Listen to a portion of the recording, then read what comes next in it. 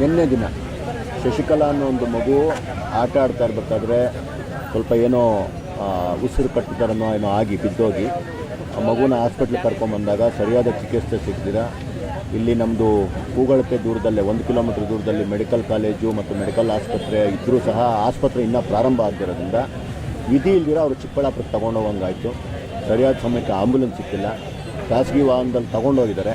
ತೊಗೊಂಡೋಗ್ತಾ ಇರ್ಬೇಕಾದ್ರೆ ಮಾರ್ಗ ಮಧ್ಯದಲ್ಲೇ ಮಗು 3ನೇ ಕ್ಲಾಸ್ ಹೋಗುವಂಥ ಮಗು, ಒಂದು 8-9 ವರ್ಷದ ಮಗು ತೀರ್ಕೊಂಡಿದೆ, ಹಸುನಿಗಿದೆ. ಒಂದು ದಲಿತ ಕುಟುಂಬದ ಬಡ ಮಗು ಇವತ್ತು ಅಸಹಾಯಕತೆಯಿಂದ, ಏನು ನಮ್ಮ ವ್ಯವಸ್ಥೆಯ ದೌರ್ಬಲ್ಯದಿಂದ, ವ್ಯವಸ್ಥೆಯ ವೈಫಲ್ಯದಿಂದ ಇವತ್ತು ಆ ಮಗು ಸತ್ತೋಗಿದೆ. ಅದಕ್ಕೆ ನೇರ ಹೊಣೆ ಸರ್ಕಾರ. ಇದೇನಾದರೂ ಮೆಡಿಕಲ್ ಕಾಲೇಜಲ್ಲಿರುವಂಥ ಹಾಸ್ಪಿಟ್ಲು ವರ್ಕ್ ಆಗ್ತಿದ್ದರೆ ಆ ಮಗು ಡೆಫಿನೆಟಾಗಿ ಬದುಕಿರ್ತಿತ್ತು, 100 ವರ್ಷ ಬದುಕಿರ್ತಾಯಿತ್ತು. ಆ ಮಗುವಿನ ಆಯುಷನ್ನು ಕಿತ್ಕೊಂಡಂತಹ ಈ ಸರ್ಕಾರಕ್ಕೆ ನಾವು ಚೀಮಾರಿ ಆಗ್ತಿದ್ದೀವಿ. ಇದು ಇವತ್ತಾಗಿರೋದಲ್ಲ, ನಿಜವಾಗ್ಲೂ ಯಾವಾಗಲೂ ಆಗ್ತಿದೆ. ನನ್ನ ಯುವ ಮಿತ್ರರು ಎಷ್ಟೋ ಜನ ಇದನ್ನೆಲ್ಲ ವಿಡಿಯೋಗಳು ಮಾಡಿ ಇನ್ನೊಂದು ಮಾಡಿ ಹೇಳ್ತಿದ್ರು. ಪ್ರತಿ ಸಲ ಬಜೆಟ್ ಆಗಬೇಕಾದ್ರೂ ನಾವು ಸಹ ಪ್ರದೀಪ್ ಈಶ್ವರ್ ಅವರಿಗೆ ವಿಡಿಯೋಗಳ ಮುಖಾಂತರ, ಬೇರೆ ಬೇರೆ ಮುಖಾಂತರ ದಯವಿಟ್ಟು ಈ ಆಸ್ಪತ್ರೆಗೆ ಅನುದಾನ ತಂದು ಆಸ್ಪತ್ರೆಯನ್ನು ಸ್ಟಾರ್ಟ್ ಮಾಡಿ ಅಂತ ಹೇಳಿದ್ವಿ. ಇವತ್ತವರೆಗೂ ಮಾಡಿಲ್ಲ. ಇಡೀ ಚಿಕ್ಕಬಳ್ಳಾಪುರದಲ್ಲಿ ಬೇರೆ ಆಸ್ಪತ್ರೆಗಳು ಸಹ, ಗೌರ್ಮೆಂಟ್ ಆಸ್ಪತ್ರೆಗಳು ಸಹ ಶೋಚನೀಯ ಸ್ಥಿತಿಯಲ್ಲಿದೆ. ಇದಕ್ಕೆಲ್ಲ ನೇರ ಹೊಣೆ ಪ್ರದೀಪ್ ಈಶ್ವರ್ ಮತ್ತು ಕಾಂಗ್ರೆಸ್ ಸರ್ಕಾರ. ಇಂತಹ ಕಾಂಗ್ರೆಸ್ ಸರ್ಕಾರಕ್ಕೆ ನಾವು ಶಾಪ ಆಗ್ತಾಯಿದ್ದೀವಿ, ಚೀಮಾರಿ ಆಗ್ತಿದ್ದೀವಿ. ಇನ್ಮೇಲಾದರೂ ಎಚ್ಚೆತ್ಕೊಂಡು ನಮ್ಮ ಜನಗಳಿಗೆ ಆರೋಗ್ಯದ ಕಡೆ ಗಮನ ಕೊಡಬೇಕು. ಹಾಸ್ಪಿಟ್ಲ್ಗಳು ವೆಲ್ ಇಕ್ವಿಪ್ಡ್ ಆಗಬೇಕು. ಅದರಲ್ಲಿರುವಂತಹ ಏನು ಎಂಪ್ಲಾಯೀಸ್ ಯಾರಿದ್ದಾರೆ, ಡಾಕ್ಟರ್ಸ್ ಯಾರಿದ್ದಾರೆ, ನರ್ಸ್ಗಳು ಯಾರಿದ್ದಾರೆ, ಅದೆಲ್ಲ ಕರೆಕ್ಟಾಗಿರೋಂಗೆ ನೋಡಬೇಕು ಅಂತ ಈ ಮುಖಾಂತರ ಹೇಳ್ತಾ ಇದ್ದೀವಿ. ಎಲ್ಲಿವರೆಗೂ ನಮಗೆ ಇಲ್ಲಿ ಜನಪ್ರತಿನಿಧಿಗಳು ಬಂದು ಇದಕ್ಕೆ ಒಂದು ತಾರ್ಕಿಕ ಅಂತ್ಯ ಕೊಡೋದಕ್ಕೆ ನಮಗೆ ಬರವಣಿಗೆಯಲ್ಲಿ ಕೊಡೋದಿಲ್ವೋ ಅದುವರೆಗೂ ಈ ಒಂದು ಹೋರಾಟದಿಂದ ಹಿಂದೆಗೆಯುವಂಥ ಮಾತಿಲ್ಲ ಅಂತ ಈ ಮುಖಾಂತರ ಹೇಳೋಕ್ಕೆ ಇಷ್ಟಪಡ್ತೀನಿ.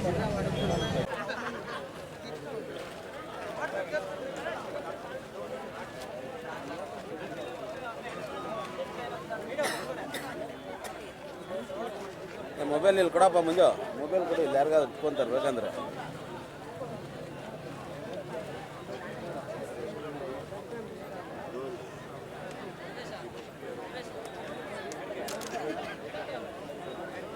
ನೀವೇತಾಗಲ್ಲ ಇಲ್ಲ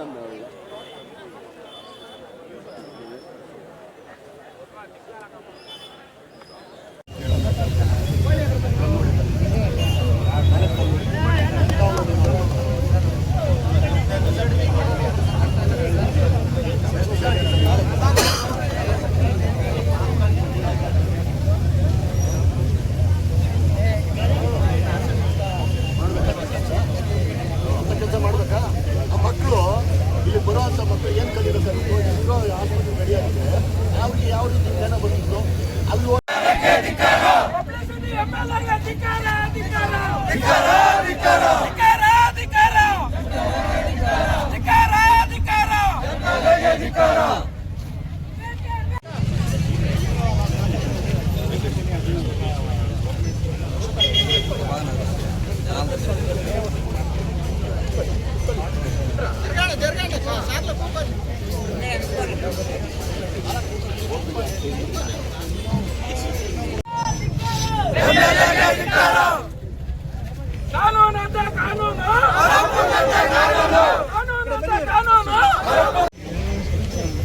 ಅದನ್ನೇ ನಾವು ಕೇಳ್ತಾ ಇದ್ದೀವಿ.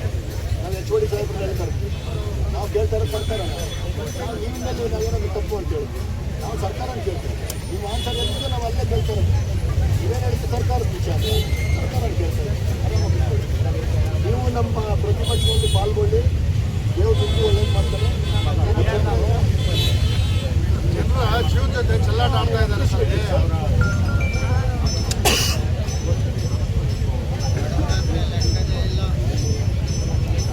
ಅಲ್ಲಾದರೆ ಏನು ಜಾಸ್ತಿ ಅಲ್ಲಿ ಬರೋವಾಗ ನಮ್ಮ ಬ್ಯಾಂಕ್ ದುಡ್ಡು ಹಾಕ್ತೀವಿ.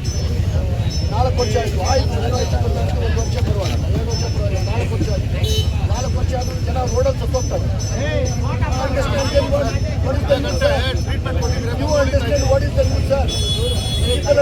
ಹಾಸ್ಪಿಟಲ್ ಕಟ್ಟಿದ್ದಾರೆ, ಶಾರ್ಟ್ ಔಟ್ಸ್ ಹಾಕಿಕೊಂಡಿದ್ದಾರೆ ಅಷ್ಟೇ.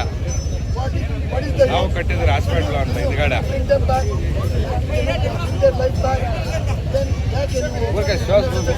ಬಿಟ್ಟಿದ್ದಾರೆ ಹಾಸ್ಪಿಟಲ್.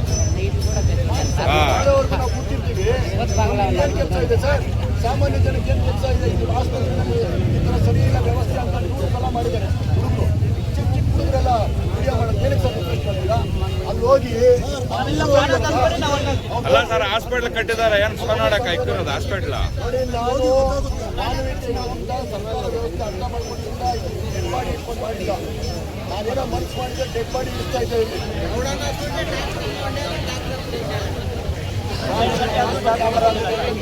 ಒಪ್ಪೋದಿಲ್ಲ. ನಮ್ಮ ಸರ್ ಹೇಳೋದು, ಇವ್ರು ಹೇಳೋದು, ಪಾಪ ಯಾರು ಗೊತ್ತಿಲ್ಲ. ಅವ್ರು ನೋಡಿ ಏನು ಮಾಡ್ತಿಲ್ಲ. ಸರ್ಕಾರ ನಡೆದವ್ರು ನೋಡಬೇಕು, ರೇಟಿಂಗ್ಗಳು ಕೊಡಬೇಕು, ಆಗಲಿ ಅಂತ. ಅದಾದಮೇಲೆ ನಾವೆಲ್ಲ ಇಟ್ಟು ಹೋಗ್ತೀವಿ. ತಪ್ಪು ಮಾಡೋ ಕೆಲಸ ಇದೆ ಸರ್, ರಾಜಕಾರಣ ಮಾಡೋ ಗೊತ್ತಿಲ್ಲ. ಇಲ್ಲಿ ಸೋಮವಾರ ನನಗೆ 3 ಫೋನ್ ಬರ್ತದೆ, ನನ್ನ ಹೊಟ್ಟೆಪಾಡು. ಮತ್ತೆ ಸತ್ತೋಗ್ತವ್ರಲ್ಲಿ ಜನ. ನಾನು ಅವನು MLA ಇದ್ದಾನೆ, ಇವತ್ತವರೆಗೂ ಪತ್ತೆ ಇಲ್ಲ. ಇಲ್ಲಿ ಬೆಳಗ್ಗೆಯಿಂದ ಏನು ಮಾಡ್ತಾವನು ಅವ್ನು MLA? ಏನು ಮಾಡ್ತಾ ಇದೆಯಪ್ಪ MLA? ಬಾರೋ ಆಚರಣೆಗೆ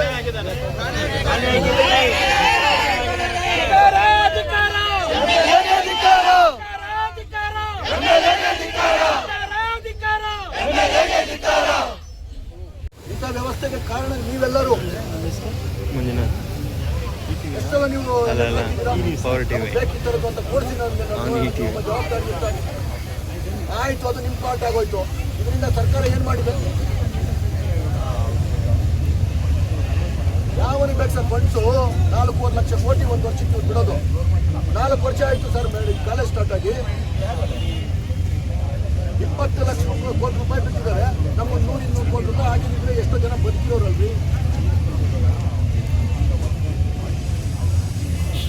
ಒಂದು work starting for another 5 years. And we will leave at least beyond thousands of people will die. Then 4 ವರ್ಷದಿಂದ ಯಾಕಾಗಿಲ್ಲ? ನೀವು ನಿಮ್ಮನ್ನ ಆನ್ಸರ್ ಕೇಳ್ತಾ ಇಲ್ಲಲ್ಲ. When you can answer all my questions, you sit and answer, sir. Otherwise, you cannot, need not to come here, sir.